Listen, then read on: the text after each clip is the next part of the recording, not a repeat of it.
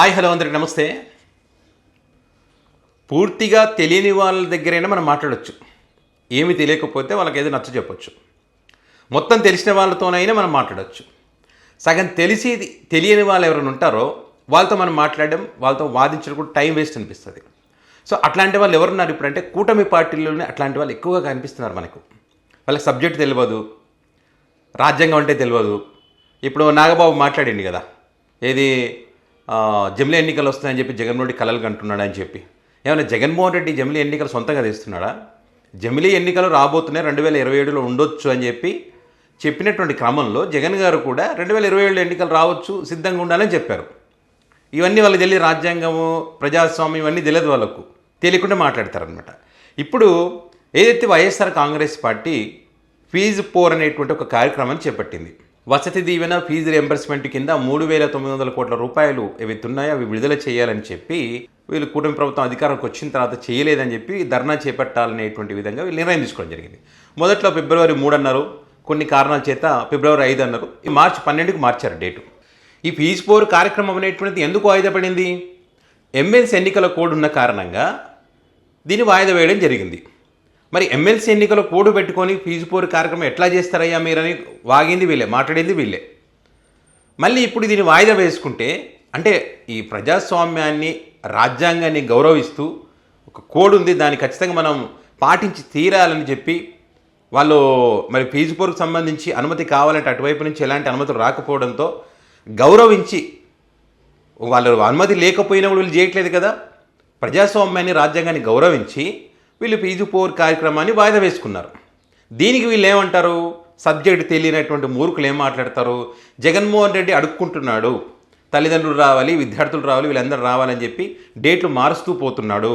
అంటే ఎవరు కూడా ఈ దీక్షకు మద్దతు తెలిపేటువంటి ప్రసక్తి లేదు, అవకాశం కనిపించడం లేదు. వాళ్ళ కార్యకర్తలు కూడా ఈయన మీద బాధపడతా ఉన్నారు, ఇదేం పోరు, ఇదేం దీక్షలు అని చెప్పి జనాలు తిడతారు, కొడతారని చెప్పి. కాబట్టి జగన్మోహన్ రెడ్డి ఏం చేయాలో తోచక, ఏదైతే ఇప్పుడు జగన్మోహన్ రెడ్డి గారి కేసులు ఉన్నాయి కదా, అట్లా వాయిదాలు తీసుకుంటున్నారు, అట్లా ఆ రకంగా వాయిదాల మీద వాయిదాలు వేసుకుంటూ వెళ్తున్నారు జగన్మోహన్ రెడ్డి అని చెప్పి వెటకారంగా మాట్లాడుతూ ట్రోలింగ్ చేస్తూ ఉన్నారు. మీరు బకాయిలు పెట్టిపోయి మళ్ళీ మీరే దీక్ష చేస్తారంటే, గతంలో చంద్రబాబు నాయుడు గారి హయాంలో 1,780 కోట్ల రూపాయల బకాయిలు మిగిలిచిపోతే జగన్ గారు అధికారంలోకి రాగానే ఆ బకాయిలను చెల్లించడానికి నిధులను విడుదల చేశాడు. మరి ఇప్పుడు మీరు అధికారంలోకి వచ్చినారు కదా, మరి ఇప్పుడు జగన్ గారి కోసం సపరేట్గా విడుదల చేస్తూ ఉన్నారు నిధులేమైనా? విద్యార్థుల భవిష్యత్తుకు సంబంధించి, విద్యార్థుల చదువులకు సంబంధించి, వాళ్ళకు సంబంధించి నిధులు విడుదల చేయండి అయ్యా బాబు అంటే, మరి మీరు విడుదల చేయకుండా ఈ ఫీజు పోరు దీక్ష చేసేటువంటి స్థాయికి మీరు తెచ్చుకున్నారంటే దాని అర్థం మీరు ఫెయిల్యూర్ అయినట్టే కదా. ఇప్పుడు మీరే కనుక ఆ నిధులు కనుక విడుదల చేసింటే జగన్ గారికి ఈ పని అవసరం లేదు, ఈ దీక్షలే అవసరం లేదు కదా. అప్పుడు మీరు విడుదల చేసిన తర్వాత మీరేం దీక్షలు చేస్తున్నారని చెప్పి మీరు క్వశ్చన్ చేయడానికి అవకాశం ఉండేది. అట్లాంటి పనులు మనం చేయం, దాని గురించి మనం అసలే మాట్లాడడం. గతంలో జగన్ గారు నాడు నేడు కింద ఏం చేశారు దాని గురించి అసలు మాట్లాడడం. 37,000 స్కూళ్లను బాగు చేసినటువంటి సంగతి అసలే మర్చిపోయినాం. గతంలో కంటే విద్యా వ్యవస్థ బాగుపడిందని చెప్పి గణాంకాలు చెప్తా ఉన్నాయి, కేంద్రం ఇచ్చినటువంటి లెక్కలు చెప్తా ఉన్నాయి. విద్యార్థులు పాఠశాలకు రావడానికి జగన్ గారు తీసుకున్నటువంటి నిర్ణయాలు ఏంటి, వీటన్నింటికి సంబంధించి కేంద్రం లెక్కలు చెప్తా ఉంది.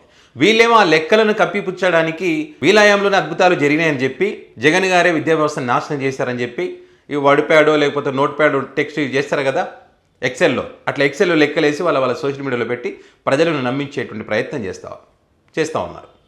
మరి విడుదల చేయండి, 3,900 కోట్లు విడుదల చేసి ఆ విద్యార్థులను వాళ్ళందరికీ ఆదుకొని చెప్పండి, ఇగో జగన్ గారు పోతూ ఇంత పెండింగ్ పెట్టిపోయాడు, మేము విడుదల చేసాం, మిమ్మల్ని ఆదుకున్నామని చెప్పండి. మీకే మంచి పేరు వస్తుంది కదా.